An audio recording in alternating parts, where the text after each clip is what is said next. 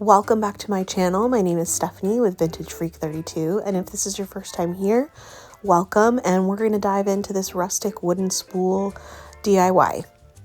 So I have these wooden spools.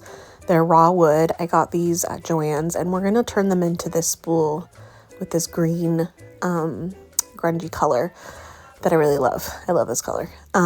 So I'm using this folk art matte. It's Mossy Meadow is the color. I got this at Hobby Lobby, it looks like. I'm a green girl. I love to collect jadeite. It was like my first collection of antiquing that I ever started. So I have a whole hutch full of jadeite. So this color always speaks to me. And it's just that, I like to call it that 1940s green. So I'm just painting, I was going to say spray. I'm painting the entire spool. Now, some of these raw wood pieces, sometimes they need a little sanding down to get like little bits off of them. These were pretty clean, so I didn't have to do that. And I'm painting the entire thing. I put it on the end of a paintbrush so that I had freedom to paint it wherever and not hold it. And then I love using these flower frogs. This one's glass. And I put them in the little holes and they sit there and dry. So it's completely dry after 2 coats that I've applied. And next we are going to, we're going to sand it. So I have a sander's block from the Dollar Tree.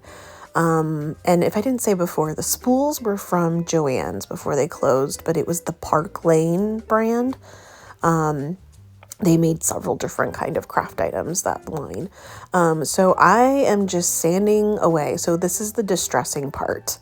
You want to make sure your paint's pretty dry. The paint that I use is acrylic with a matte finish. Or it dries matte. So it dried pretty quickly. It's 2 thin coats. And you just kind of distress it to your heart's desire. I have this sped up ×2, I think.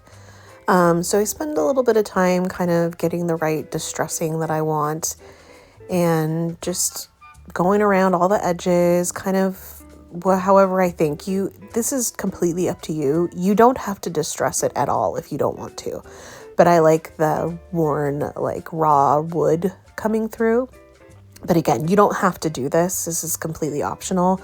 This is your art, your craft. So if you attempt this, there's no rules here. So you can do whatever you like. I just happen to like it. So I'm using folk art again. Their wax. This is the antique wax.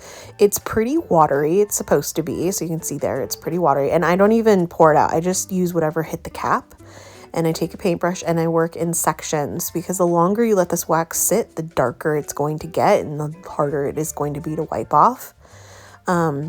So you cover it up. I know it looks like I'm smearing poo on my spool, but look at how rich it looks when you wipe back the wax. It just antiques it. And you see the difference, the stark difference.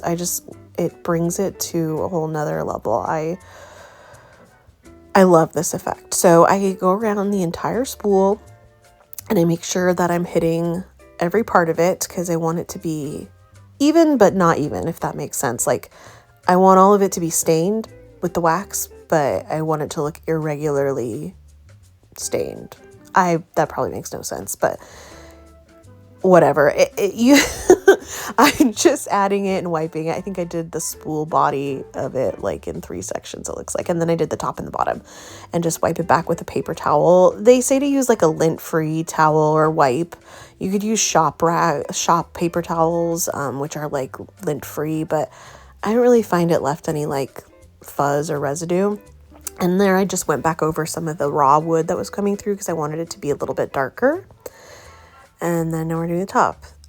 So yeah, this is really whatever you want it to be, whatever color you want it to be. And at the end of this video, I did do some other spools off camera that are different colors. So stick around to the end. You can see the different variations that I made of these spools. So I'm comparing it now to the one that's completely dry. So you can see we're almost matched there. So this is pretty quick.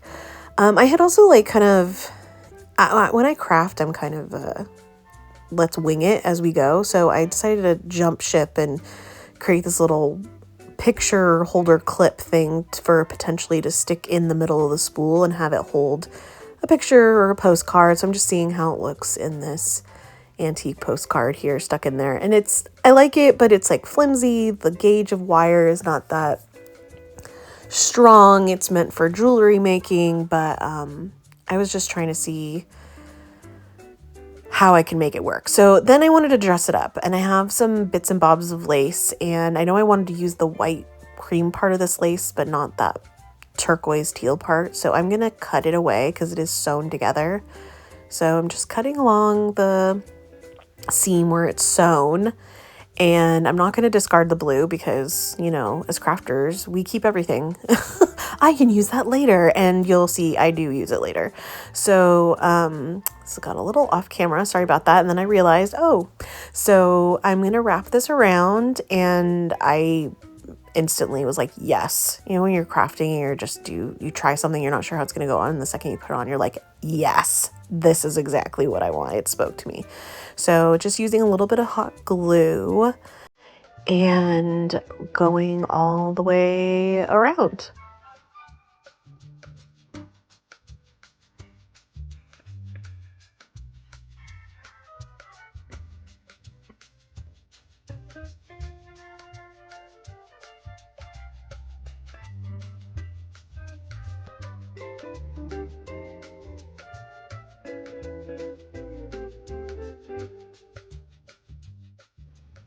All right, so I couldn't stop there because I loved it so much. I'm going to take this Tim Holtz Distress ink in Vintage Photo because I'm, again, a wing it crafter, and I decided to apply it on the lace to darken it up and give it age to kind of match, because it's, you know, newer lace. It's vintage lace, but it's not been used, so it's like new old stock.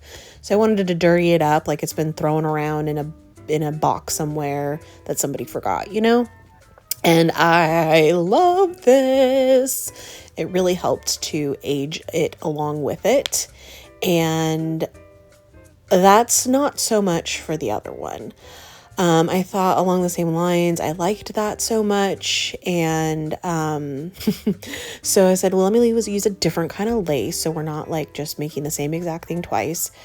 And I started putting this on. I thought, it's okay, it's white. I'm going to distress it too and age it up.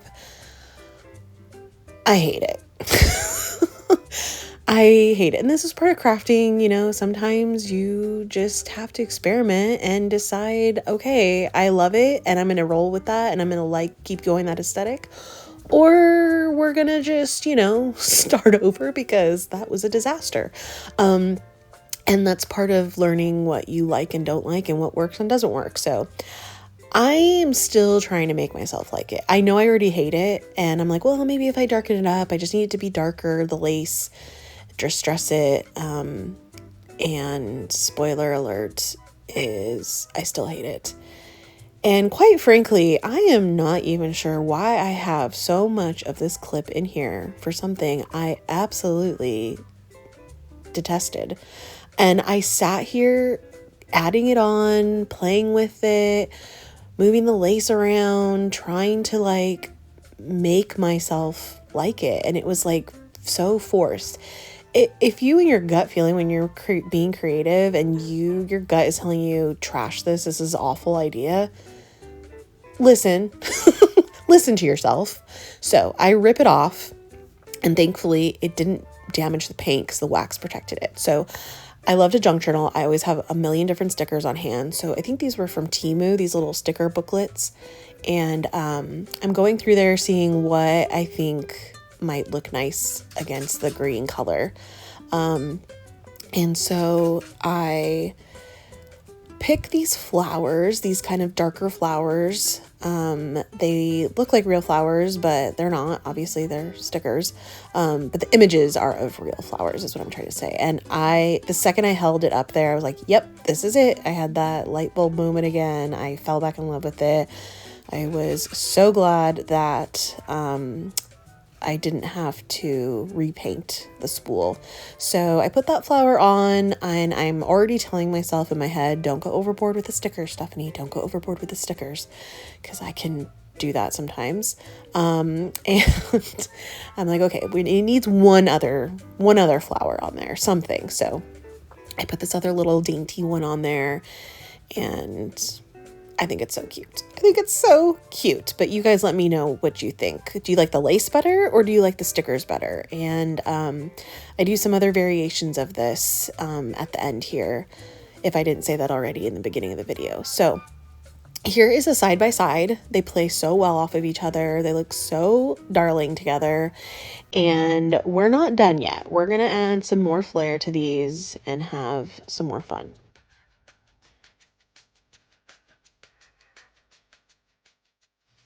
All right, so we have these flowers again from Joann's. They're these little like pom-pom ball flower things. I don't know exactly what they're called, but I thought they would be a nice little pop of color. The green and yellow go very nicely together.